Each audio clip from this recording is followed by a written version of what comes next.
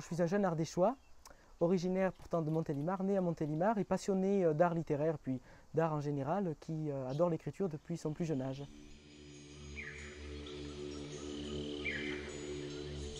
Je dirais que je m'inspire de tout, enfin des expériences du quotidien, de mon merveilleux département évidemment, et puis également de ce que je lis, de mes lectures, et puis des chansons, enfin de l'art en général. Je crois que tout m'inspire.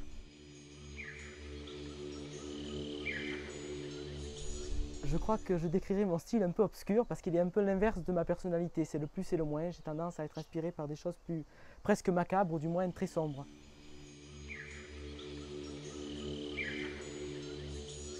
Alors mon auteur fétiche reste Albert Camus, mais j'ai également d'autres sources d'inspiration importantes comme Guy de Maupassant ou Dostoïevski.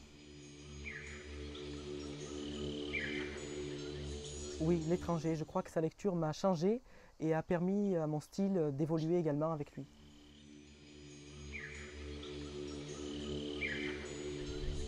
Alors l'idée d'écrire mon second roman m'est venue d'une amie qui était donc coupeuse de feu, comme on appelle dans la région, vulgairement peut-être, et qui m'avait dit une phrase, elle m'avait dit au Moyen-Âge, j'aurais été obligée de me cacher pour exercer ce don finalement.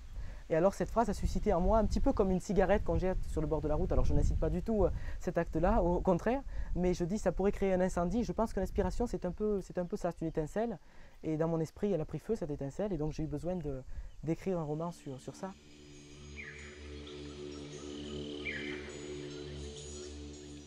Alors j'ai écrit mon deuxième ouvrage en 2 semaines.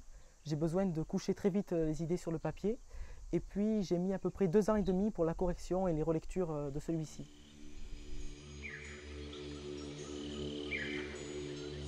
Puisqu'il s'agit d'abord d'un roman alors, court mais sur fond historique. Ici, il s'agit d'une jeune coupeuse de feu qui va exercer son don, on va la suivre toute sa vie jusqu'à sa mort. Elle va exercer son don au XVe siècle, donc en pleine période d'Inquisition, où elle va devoir affronter l'Église qui mettra tout en œuvre pour la traiter de sorcière. Alors pour moi, une œuvre d'art, j'ai tendance à dire que c'est la partie de mon âme, c'est-à-dire que n'importe quelle œuvre d'art, c'est la partie de l'âme de l'artiste. Et je pense que finalement, mes ouvrages, c'est un peu ça. Mon premier ouvrage est beaucoup plus léger, il est différent. Mais mon second ouvrage, oui, j'ai voulu rendre un hommage au coupeur de feu. Et je crois que j'y ai mis une partie de mon âme réellement. Voilà, j'y suis très attaché comme un enfant ou une prolongation de soi-même, quoi.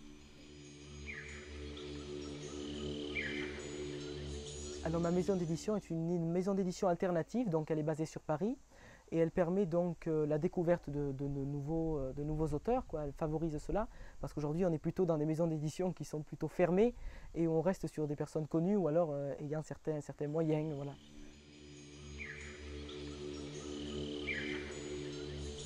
Alors mes œuvres sont disponibles en librairie sous commande et également sur les principaux sites de libraires en ligne comme la FNAC, Amazon ou enfin les principales plateformes.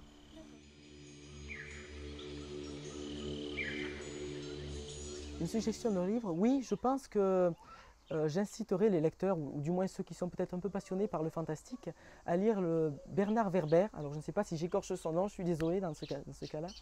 Mais il a écrit Depuis l'au-delà, et c'est un livre que j'adore, je l'ai dévoré en 3 jours alors qu'il fait 500 pages. Enfin, moi je lis plutôt doucement et là je le conseille fortement, oui.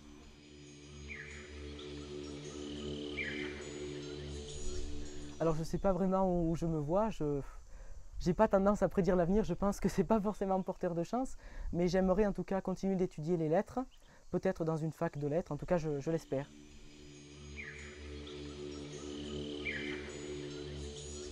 Un petit mot, eh bien je pense que je vais remercier mes lecteurs et ceux qui me suivent et m'encouragent.